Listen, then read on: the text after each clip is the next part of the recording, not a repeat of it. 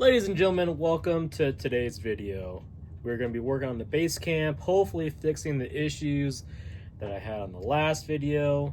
I've got a pile of parts I've got some parts on the bench that we are going to get installed on the Basecamp today and then run it on the indoor course.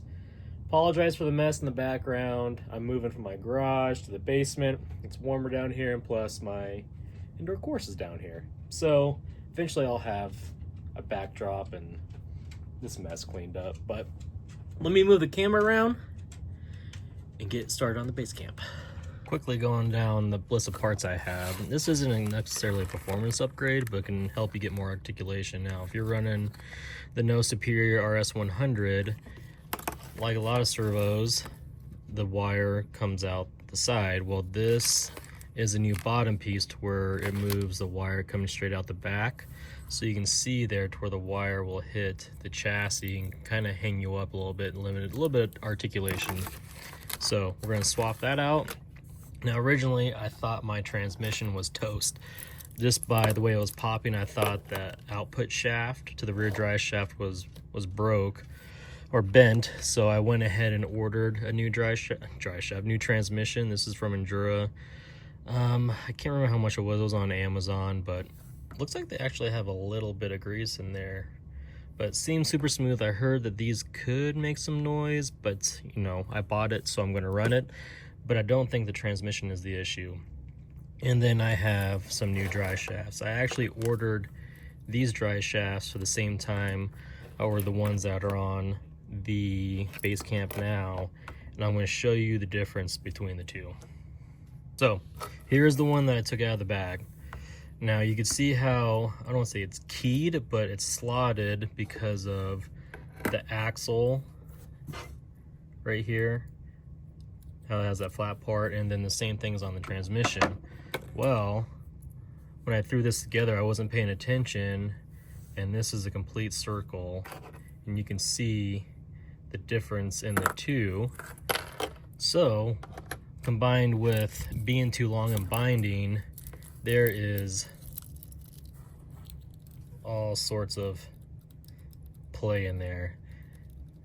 And I wish I would have noticed it right off the bat, but what I'm going to do is swap that out. But being that the rear is still too long, I'm going to cut this down just a little bit to give it a little bit more breathing room. You can see the front one is perfect. There's still a bit of space, it's not tight, but the rear, not sure why, but it's still too long. So what I'm gonna do is go ahead and tear this apart, tear the motor and transmission out, replace that with this, get this replaced, move that wire back, and if anything comes up you should know about when replacing that, I will let you know, and then we will go upstairs, put this on the vise and use the grinder and cut it down.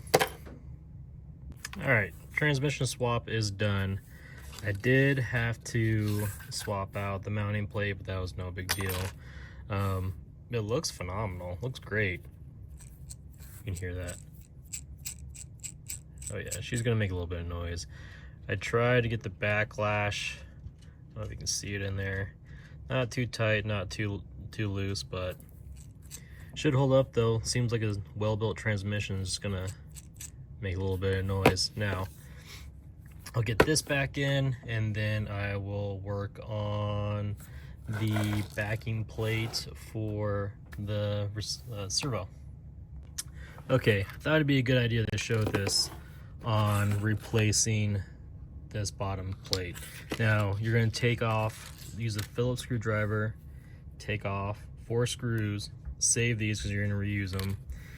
You're going to take this, because this is going to, when you undo this, it's going to be facing that way to the side. You're going to take it very carefully, bend it straight up. Now, you're going to have to, on the end, you're going to have to take the plug off to be able to get your new bottom plate on there. Now, what I did, where you're going to need to use a small blade to get in there and pry back each one of these very carefully, then pull the wires out.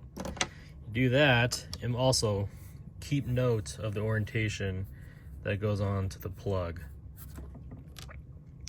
you do that, then you can take your new backing. You might have to peel these wires back just a little bit to be able to get them through there. Feed them through there. Come on.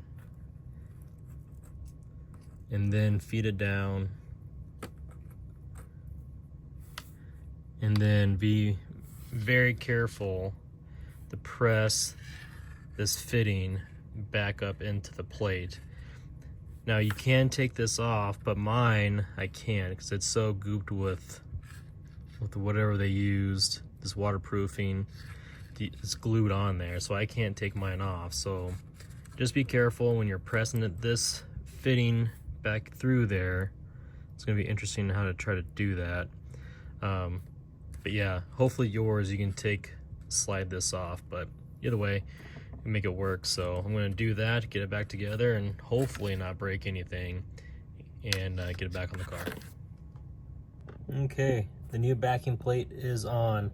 So I actually had to take my knife and cut away some of the goop that was on that grommet, and then pull it up and then feed each wire through after I press that grommet onto the backing plate. But pins are pushed back in. Now get back on the car and then move to the dry shafts.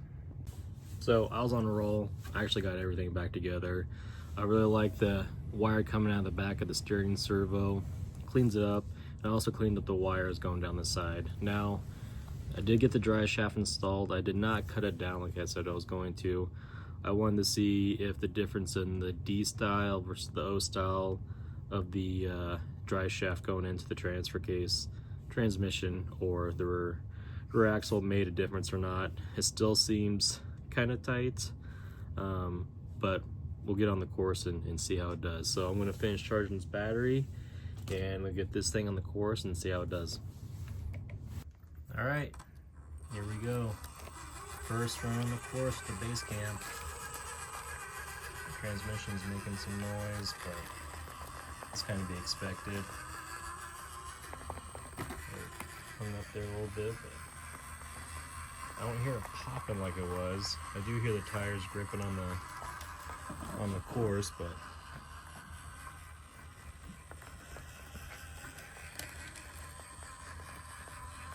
making easy work of it.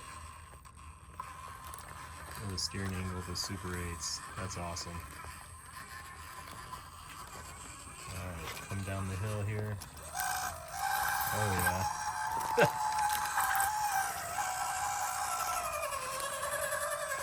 She makes some noise.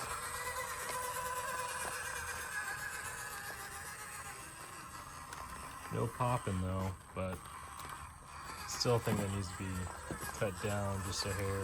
Come on, make the turn.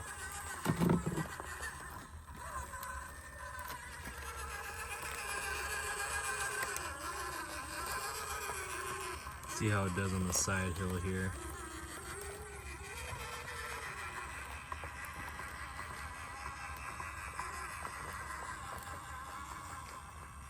And didn't get the angle I wanted to, but let's see if it'll make this turn here.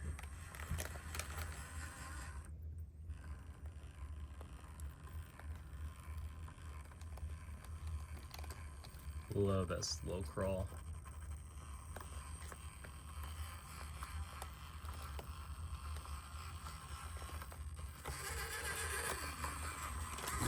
Perfect. Successfully made a full loop.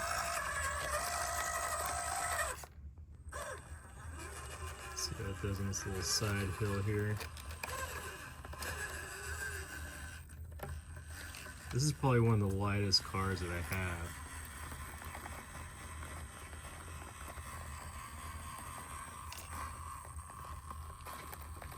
Oh, come on, don't go over.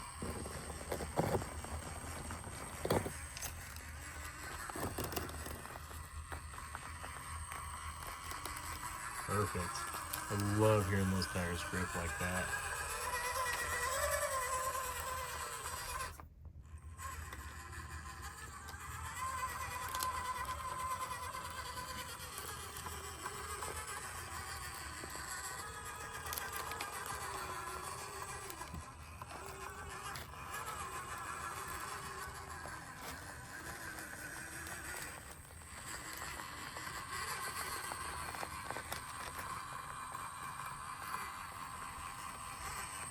come on.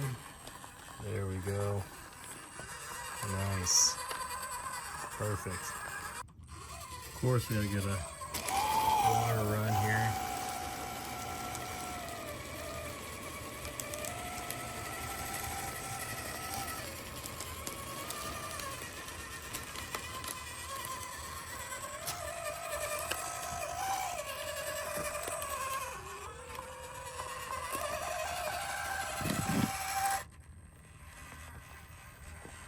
Oh.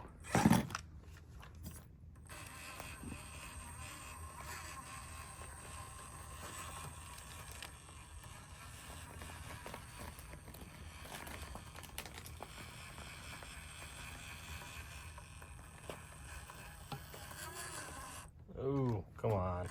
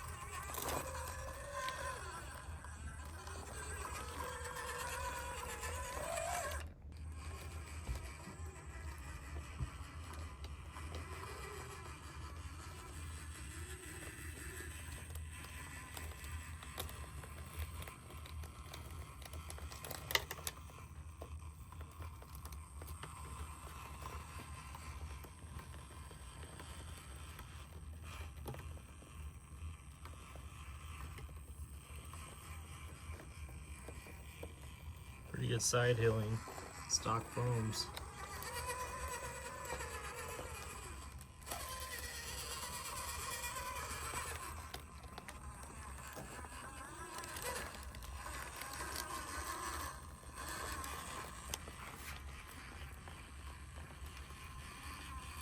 Oh, come on.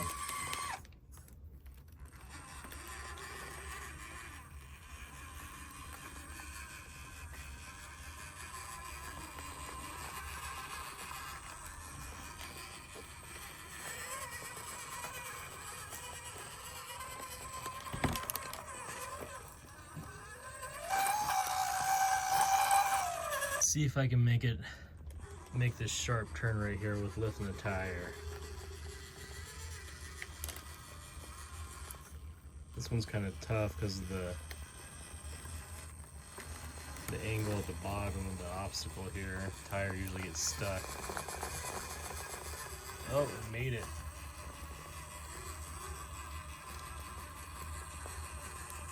Well, that's a wrap on the Basecamp for this video. I do think it was some improvement. I know the transmission is loud, but I can live with that for a while. Actually, I do have some brass steering links coming from Little Guy Racing. I do think the rear drive shaft is still a little bit too long. I'm debating on cutting it down or searching for a smaller or shorter rear drive shaft. So if you guys have any suggestions, please let me know. Like always, thank you for watching, and I'll see you on the next one.